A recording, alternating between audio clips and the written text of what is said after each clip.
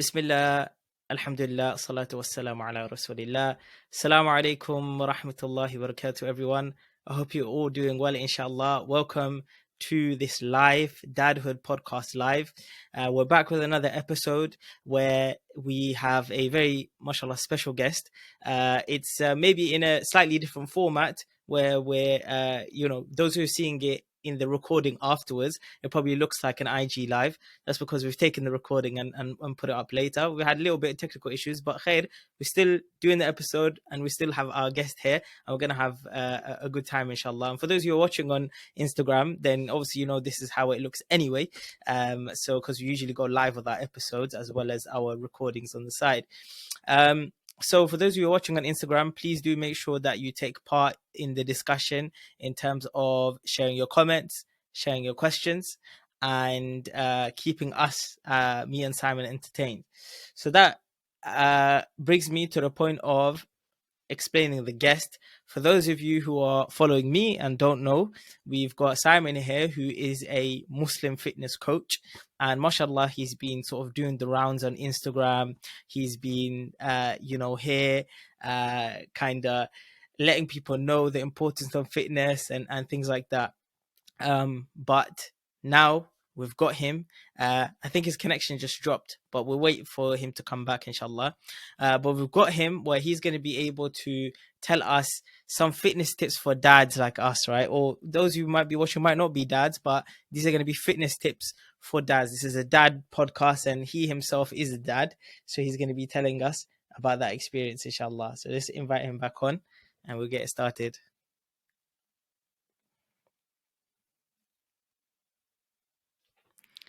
Yes, bro. Okay. Hopefully, inshallah, we have no more internet disconnections. But no problem. If that happens, just reconnect. So I was just saying that, we've got Simon, the Muslim fitness coach. He's been doing the rounds on Instagram, mashallah, getting people back into their fitness. But also something that you have put up here and there on your Instagram is that you're a dad, you're a father. And it seems like it's just a new journey for you as well. It doesn't seem like your children are that old. I think you only have one, but that's what we're going to go into now. This is the first question that we ask all of our guests, which is, how old were you when you became a father, and how many children do you have? So Bismillah, take it away, bro. MashaAllah, MashaAllah. So first off, I just want to apologize for the connection, and you're gonna hear now. It's just the adhan for Maghrib, Salat al-Maghrib. Hopefully, you can still hear me. And yeah, I'm stoked. I'm very, very honored to be in this podcast. MashaAllah. it's subhanallah. I was thinking about it recently because it's a podcast for dads, and Yes. if we go back more than 1.5 years ago, I wouldn't be qualified to join. But now, alhamdulillah, last year I got my first daughter. Alhamdulillah. Alhamdulillah. So yeah, I was 26. Wait. Yeah, 26, exactly. 26 was supposed to about to be 27. Now I'm 27. And yeah, alhamdulillah, I'm trying to just go through it day by day. It's a new experience. Probably, I don't know. How many kids do you have, by the way? Me, I've only got two, and they're both quite young as well. So I think we're both going through this experience together. To be honest, you've got 1.5. I've got an almost 4-year-old and a 2-year-old. So still in those younger infant years, you could say. Alhamdulillah. Yeah, it's a nice experience. I can really see myself growing, and I don't know if you feel the same, but it's hard to imagine how life was before you had a child, or before you had children, before being a dad. And it almost feels empty looking back at the life before becoming a dad, subhanAllah. Yeah, no, I totally agree with you, bro. I totally agree with you. It's totally life changing, right? To the extent where you start thinking, what was I even doing with my life beforehand? Before I had a child, what was I even doing? It kind of makes you feel like those years are sort of empty, and now that you do have your child, it's sort of filled with busyness, joy, pain, stress, all sorts of things, the good and the bad, subhanallah. So how was it when you became a father, like for the first time? Was it sort of some like the experience, did you expect it? Was it something like, you've grown up with having children around your household in terms of nephews, nieces, or was it like a totally new experience too, and you kind of had to learn a lot in the beginning? Yeah, very good question, Wallah. You know, I didn't grow up in a household where I had like younger siblings or nephews or whatever. You know, in Sweden, it's barely they get two kids. It's usually one kid's households. I think like the general like um, in the statistics they have like 1.3 child per household. If you look at Right. like the whole Sweden, you know. Yeah, So yeah. I didn't grow up with, kids around, even maybe if I visit some friend's house, but I mean in direct contact with your personal life, then no. Yeah. So this was a whole new experience. And to be honest, I didn't know what to expect. I've heard all these horror stories, oh, you won't get any sleep, you won't get, everything will be terrible, but I haven't felt this. Maybe it can be true for some people, and I think that's okay because your own experience as a father is your own, like it's your own, interpretation of how dadhood is, and that's okay. Yeah. There's no right and wrong, I think, about feeling things. It was a very surreal feeling having another life to take care of, and a feeling of, you know, I was very anxious because I'm afraid. It was this feeling of, okay, I don't want to do mistakes. I don't want to do things wrong. But I've come to realize like there's no perfect parent. They don't really exist. And Yeah. I just try to be as good as I can every single day and try to be um, present, to be present in their lives. Even though that presence might not be the best presence, but you know, do your best, Yani. Yeah. No, I agree with you, bro. Something that I heard, it was a really good piece of advice, was that when your child is young, in those infant stages, what they need the most from their parents isn't, um, you know, education in terms of, teaching them lots of different things and making sure that they're becoming very bright and developed and educated. Neither do they need a parent that is, teaching them a lot of discipline, trying to perfect their discipline and their habits and their routines and their manners.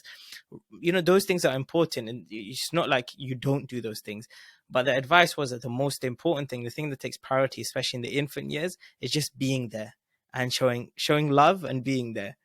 So sometimes, like, what dads do is they beat themselves up, like, oh, I was at work all day and I didn't see my children, and I'm not teaching my child anything, and my wife's taking the load of this and that and whatnot. And then you have to sort of remind yourself, were you there, at least for a few minutes of that day, and in that time, were you present? Were you showing them attention? Were you showing them some love? And if you did that for that day, then you've done what you needed to do for your children at the very minimum. Obviously adding on all those other things would have been great, taking them to the park or teaching them this or doing this with them, that would be great. But at least you were, you showed them some affection, you showed them some love, and you were there, you were present. And if they have that, then that bond will build, and later, inshallah, you get a chance to do everything else. There's really, this beautiful principle of just showing up. If you look at, Yeah. for example, Islam, it's not that every prayer you're gonna pray, you're gonna have the best khushu', the best. Yeah. How do you like translate that? Um, like, Focus. yeah, exactly, the best focus. But just make sure you show up for every single prayer. Make sure you just be there. And the same with fitness. Not every session is going to Yeah. be the perfect session. Like, just Yeah. show up. Some of my sessions, literally just going into the gym, doing one exercise, going out. Just, because Wow. I just need to check off that workout. I have made a workout. How that workout was, we can discuss. But, you know, it's about showing up. And I think it's a beautiful mindset to have if you want a life of balance, if you want a life of being in harmony with things. If you want a life with anxiety and all this pressure, then don't think like that. Think that every session need to be perfect. Then you got a nice recipe for working like anxiety and all these hard and difficult feelings. SubhanAllah, so showing up is a very good advice, to be honest. How do you feel since becoming a father has had an effect on the way that you view your work as a personal trainer? Wow, it's a good question. Like, there's two sides of it. It's like me being a father and working, and then you have other brothers. I coach. Many of them are fathers already. They have families. A lot of people I coach, they're already in that family life. Very rarely I have people that single, they live at their mom's house, because I think at some point and I think we're going to go into this subject in this discussion, that it happens as a dad, you start prioritizing something else over your own well-being or your own health. Like, it becomes like an imbalance of priorities, that you put your family first, you have this responsibility, so it happens very easily. You're starting to neglect yourself, neglect your own health. And I know that every single parent can relate to this, even myself included. And it's hard. It's something like you have to juggle with a lot of things at the same time. So I understand this. So many of the clients I work with, I try to remind them that it's not about being perfect. Just as we said now, just, good enough. This good enough mindset, you show up and whatever happens, happens. The results, you should have tawakkul, trust in Allah that the results will be beneficial for you. Yeah. And then as well, as a parent myself, as a father working, I've come to realize, subhanAllah, I see the especially my generation. I'm born in 95, so I'm not millennial. I'm what's the generation called before millennials? I have no idea. I'm in the same generation as you, and I have no idea. Anyway, the millennials and those who comes after, they have this lifestyle of, you need to grind, work hard, play hard. Right. They live for just one thing, and mostly that's money, wealth, work, success. You have all these things happening. And when you become a parent, all these things become so superficial, so meaningless, pointless. You're like, why, chasing all this wealth and, success for what? Being a parent is success. Like, you're already successful being a parent. Now you need to fulfill that duty. That's like the two different things. I see, like, a perspective of someone needing help in fitness and someone being as a entrepreneur or something, like working with as a father, SubhanAllah. Do you feel like becoming a father has given you sort of a push and a focus when it comes to your fitness? That do you feel like maybe prior, because this is something that I felt, prior to having children, obviously I knew that fitness is important and that I should take it seriously, but it was sort of like it was only focused around myself. So if I wanted to take a day off, I could take a day off. If I wanted to eat something bad, I could eat something bad. And eventually, even if I get a little bit overweight, I'll just work it off later at some point. But now that there's children that I'm responsible for, I need to make sure that I always have energy for them, that I'm always including good food in the household, that I'm always making sure that I'm on top of my mental health, which is linked to my physical health, so I can, like you said, show up to them. So do you feel like you kind of also maybe went through that, or did it shift your mindset in any way in your personal development and your personal fitness when your daughter was born? Yeah, definitely, but not in the way you described. I think maybe that what you described would be because I come from a fitness background. I come from being Okay. very active. So I think what happened for me, that shift was that transition was more like be becoming more realistic in some way, and well, not Yeah. realistic. That I would say more of a um, like not putting that pressure on me. Okay, Yeah. I'm this, I'm that. I need to eat healthy. I need to have all these things. I've already had that implemented very for many years. But now it Sure. feels like I need to learn to like go snacking without having that shame or guilt. I need to learn because Mm. I don't want to transfer that feeling to my kids. That's the shift I Interesting. need to. So Mm. maybe before I could have that shame and guilt, and maybe oh, I need to go work, do very stupid things like compensating in a very unhealthy way. I Yeah. think Yeah. that's a shift. The destructive patterns when it comes to health. You know, I think I think the same shift for you. That like just it's a pattern that's destructive, but Yeah. it manifests in a different way depending on your background, Yeah. right? So that Yeah. that that transition just happens automatically, but in a different way, I think. Um, so that's how it happened for me. So now I'm trying to be more chill. If I miss this Yeah. workout, I try not to beat myself over it. I don't want to show Yeah. my little girl that if you miss a workout, you're worthless. I don't want to show that. Right. Even if Right. you have that feeling sometimes that pops up. That's really interesting. That's quite a totally different dynamic to this whole fitness culture, because this is more talking about your emotions towards fitness and how possibly those emotions could lead to sort of a damaging mindset as you grow up.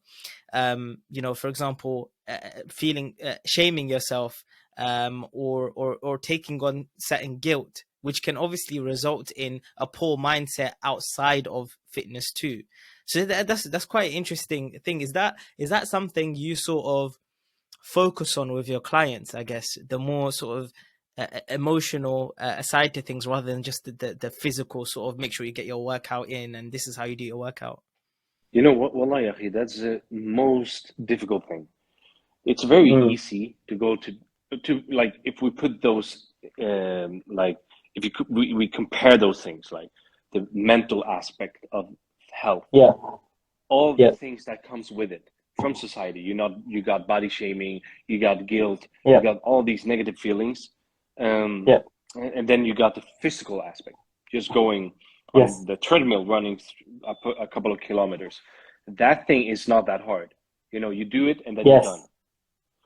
Yeah. But having this mindset, having these so-called demons, these thoughts you have to, it's almost like you do, it's wiswas, like these Mm. whispers, but it's about like putting you down mentally, emotionally. Yeah.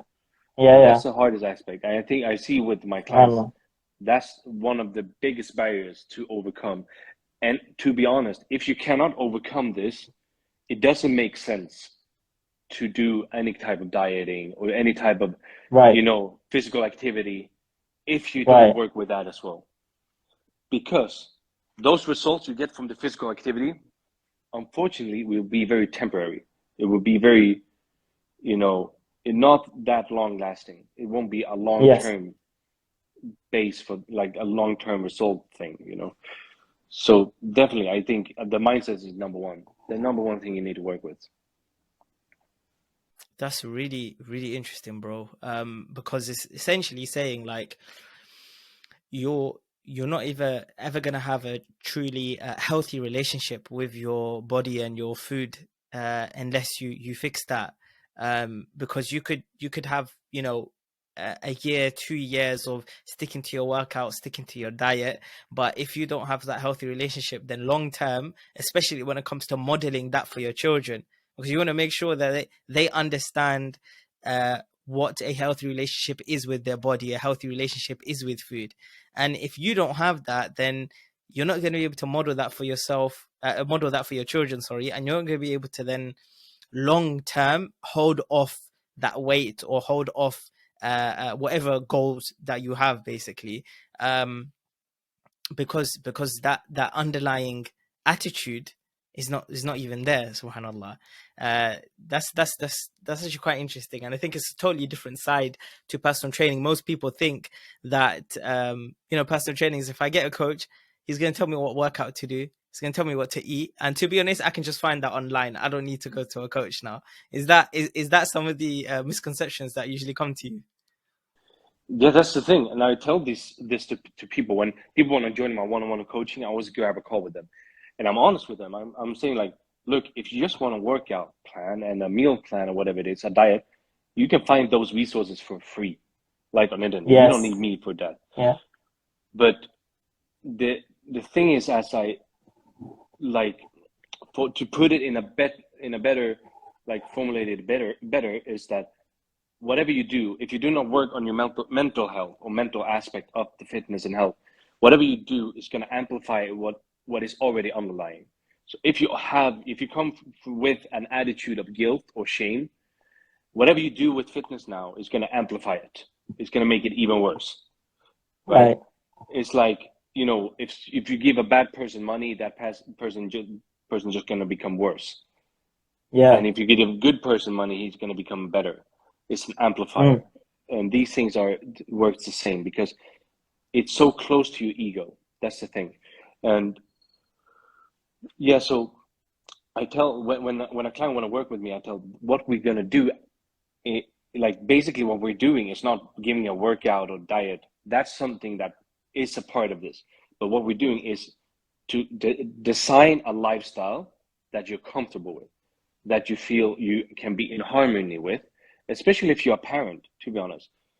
Because many of these programs requires you to track calories, maybe, or to track your weight, and doing all this very frequently, only just that puts out signals to your child or your family, even your spouse, right? So you need to be very careful with that. So that's why in my programming I don't include calorie tracking that my clients need to do. I try to put it more very, like, holistic. Okay, you got this meal plan, you can follow this exercise, but we're gonna build a lifestyle that you can continue with, and that will improve you as a human being, as a parent, as a Muslim, whatever it might be. That's the end goal, right?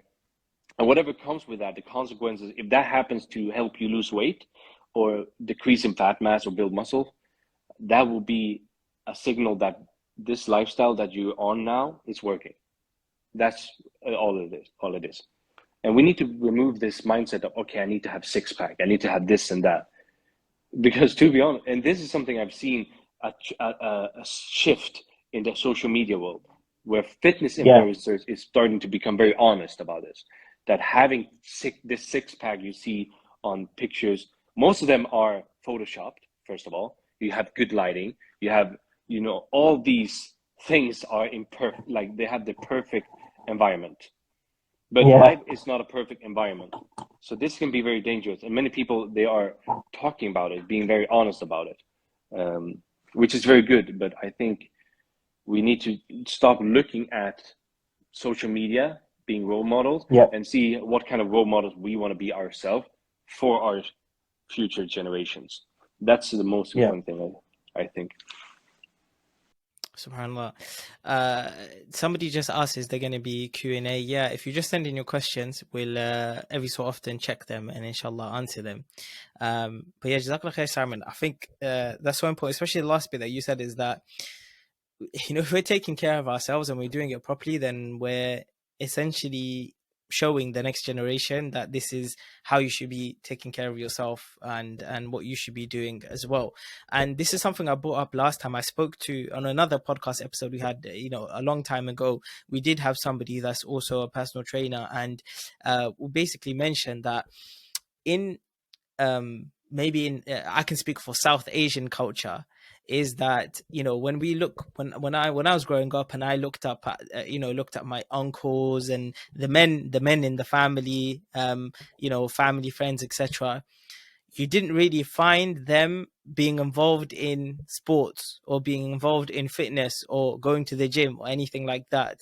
And then as we got older and we thought, yeah, look, we want to go gym and we want to look strong, we had no foundation to it. So going to gym was kind of like, when we go there, okay, we know that we should take care of our health, but how do we exactly do it? We don't know. We're just going to go gym. The friends, we're just going to push a few weights. We're going to eat lots of chicken afterwards, and hopefully that will help.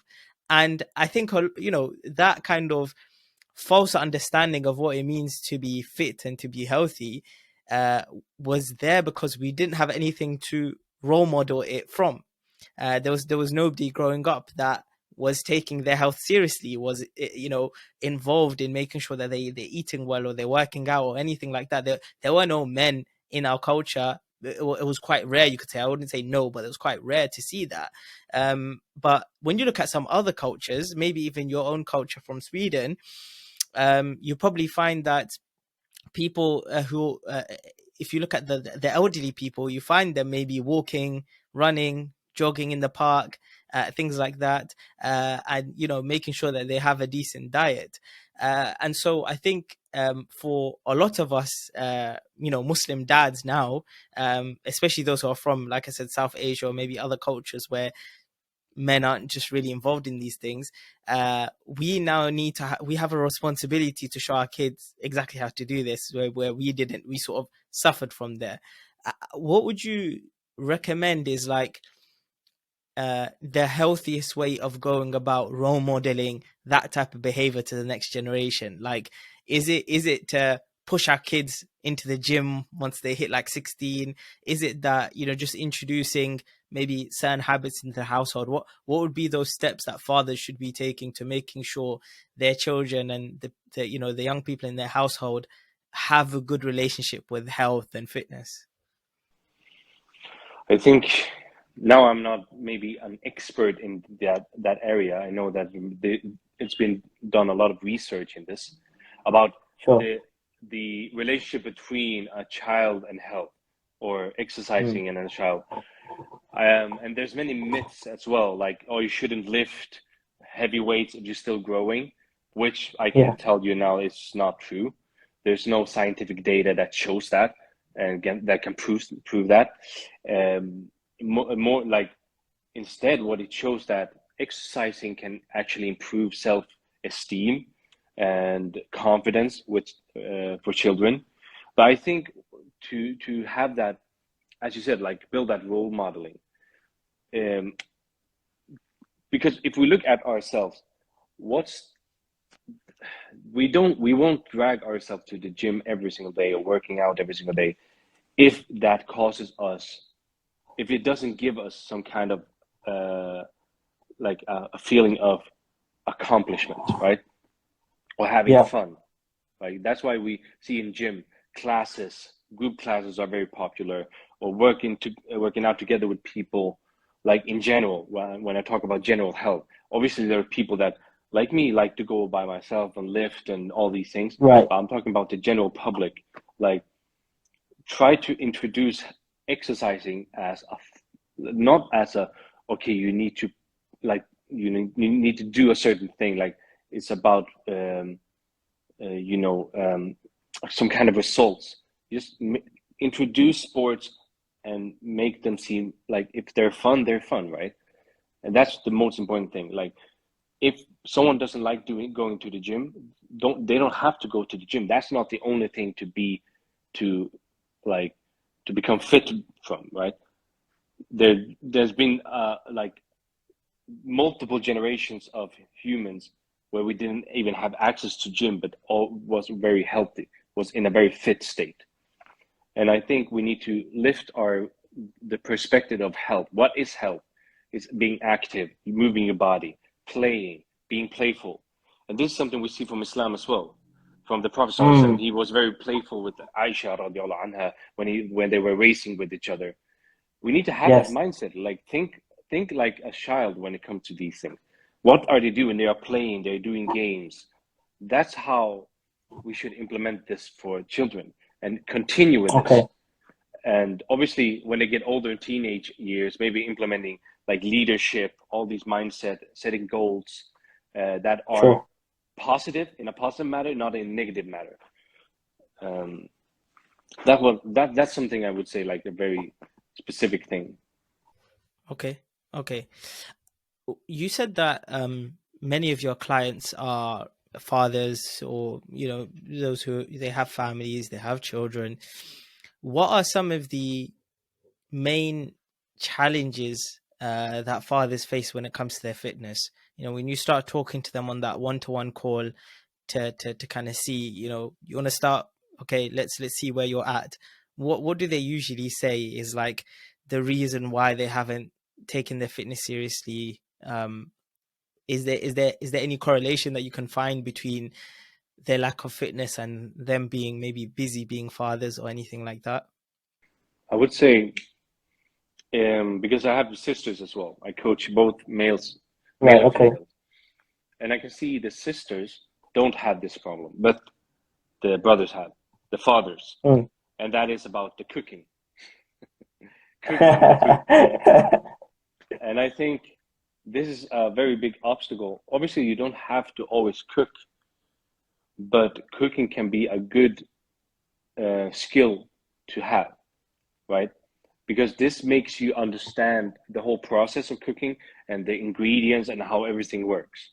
Because many people, they don't even, they look at the plate and they have no idea. Now, I still work with these clients and I try to implement strategies to help them to some kind of like get this knowledge of how to like how portion sizes, how they can affect you, protein, carbs, and all these.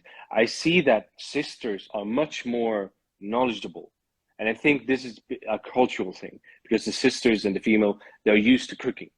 They used to do cooking. It's very easy for them. They know they have a carb source and protein, and make it tasty and all the. They don't see it as a challenge, but I see that fathers, brothers, male, whatever it might be, they have this obstacle of the cooking part, and I think it's very natural if the father is the one working and the spouse, his wife is home cooking and whatever it is. I just think what you should do as a father, be involved somehow, because it's still you're still a family. You need to operate like a family. You have all these, we have all these different roles, and let's be working together in this, So I think this is a tricky thing for fathers. And another fun thing is also what I see with many people. They always talk about how it was 10 years ago, how they were almost football superstars and all these things. I think this comes from, and this is another thing, like you come from a background of competitive, as being competitive, and having only, it's a sport. You need to show yourself. You need to, be a man, be an alpha. I think that is something can be very hard to work with, because this is not, in my opinion, a very healthy way of doing fitness, especially role modeling this to your children. You need to have exercise and health being something fun, being something enjoyable, something that lifts you up. So these are the two things we father can struggle with.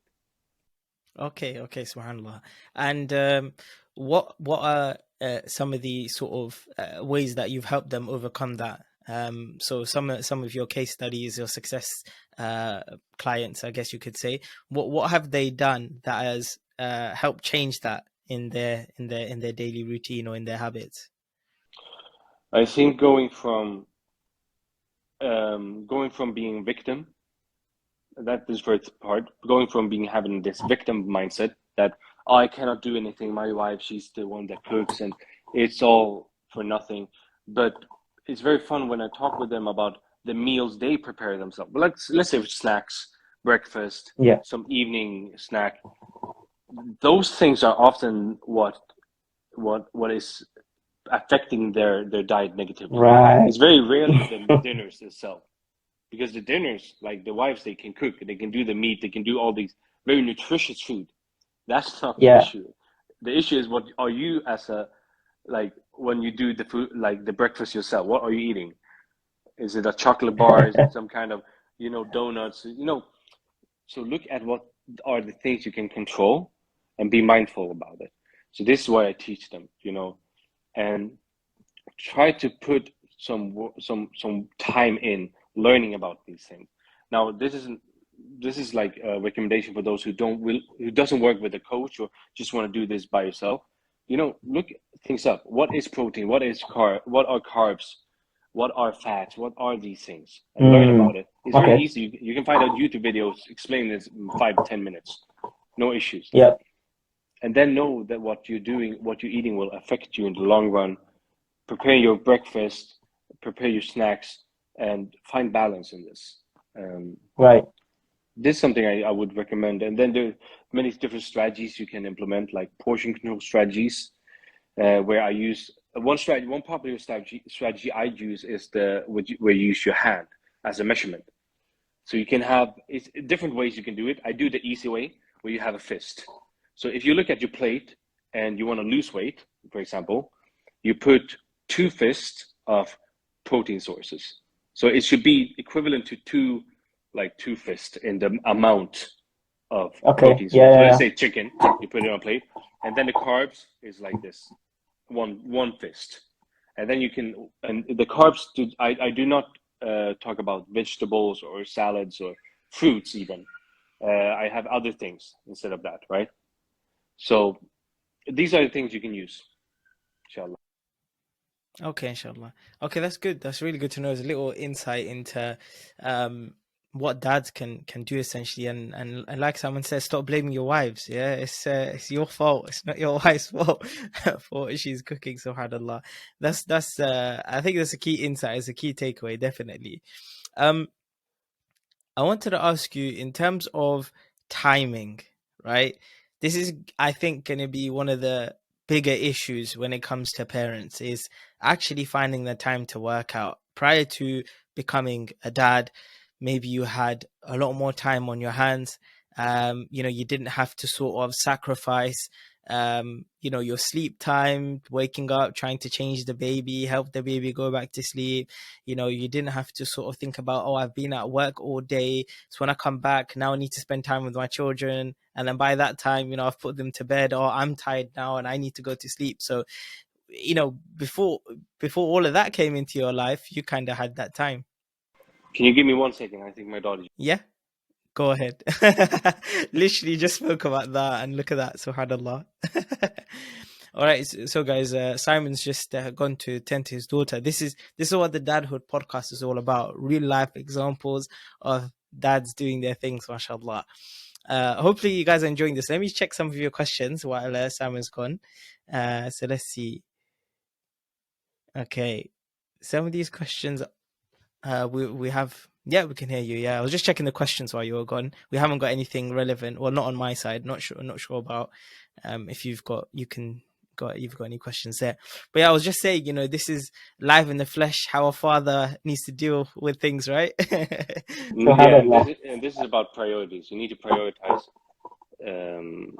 what is most important, obviously. And secondly, it's not about always the time, like the time in the gym, but what you do with the time or the time working out. I said with the meals, you are still making breakfast. You still do these things. Just being mindful. It doesn't take several minutes to do that. It just requires some planning initially. Yes. And then just start. You get into the flow of preparing that nutritious breakfast instead of grabbing that Snickers bar. Maybe you do some eggs. You boil some eggs. Like, it doesn't requires a lot of time from you. And when it comes to workout, you don't have to be in the gym for 1 hour. As I said, sometimes I just go to do one exercise. It takes 10 minutes, 20 minutes. That's it. And that's all what is required from you. Right? So don't think of, I need to do this. There's no things that says you need to do something. Your life is your life, and you need to find out what can you do with the time on your hands. If you only have 5 minutes to work out, that's it. Do a couple of push-ups. That's enough. That's better than nothing, right? Yeah. You know, it's like being a Muslim, you don't have to be a sheikh, right? You can be a regular Muslim and do your best in life. You don't have to Yeah. be that imam leading the prayer, tarawih, praying 5 hours, I don't know. Just be what you have your own life, you have your own experiences. Don't compare yourself with other parents or other people. They have different lives. So that's my, be kind to yourself, right? Yeah. Do you feel like sometimes fathers take on this victim mentality that I'm a dad, and there's that kind of joke about dad boards, like I put in this in the title of this podcast, right? The joke of sort of dad boards, and dads are the kind of we let ourselves go after marriage and when we have kids, and do you feel like those jokes actually start to become a reality and we start to take it on as a victim mentality? Have you noticed that from those that you've spoken to? Yeah. By the way, I need to make it short and wrap it up soon. I'm sorry. No problem, we'll wrap it up. Yeah, inshallah. And we'll do a part 2, inshallah, as well. Maybe we can do a live No session. problem. Or Inshallah, that's fine. what I would say is that that's a very good point. Like, it definitely happens, and I see it a lot with a lot of people putting this victim mentality, and me myself sometimes. I think it's very natural, and it's very hard as a man to not have excuses, because it's hard to put up that masculinity and have that face, or like this, the outward thing, can be very hard. But definitely, I think it's a victim mentality, and that's a shift you need to do, no matter Okay. what, Yani. All right, bro, just to wrap it up then, I just wanted to end on a positive note. Can you tell us the highlight of what your daughter has done in the past week? Something that you've really enjoyed.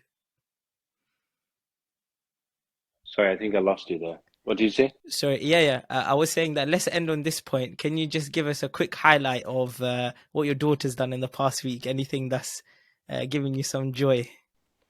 A positive highlight to wrap it up. I just started to read a book with my daughter, and it's very exciting to see how she's now interacting with the book. Same book we had for 6 months ago. She didn't really care about, and how she's developing. It's very, very. Yeah. I really love to see the development, and it becomes you become very humble if you look at your own parents. They did their best to raise you as a father, and now you have someone else you can raise up, and and you become humble, alhamdulillah, and happy. Alhamdulillah. That's amazing, bro. Jazakallah khair for joining me, man. I really appreciate your time. And hopefully those of you who are interested in checking out some of Simon's things on Instagram, or hitting him up for any more fitness advice, definitely do that, because I think from this, even just listening to this, I've gained a lot. So I'm sure you can gain a lot more, inshallah, by hitting him up personally. Okay, Simon, inshallah, if we do another one, maybe a live session, don't embarrass me too much on the live. Inshallah, khalas. I'm sorry about everything, all the inconveniences, but alhamdulillah, doing well. No problem. It was good, bro. Take care. Assalamu alaikum. Yeah, wa alaikum salam wa rahmatullah.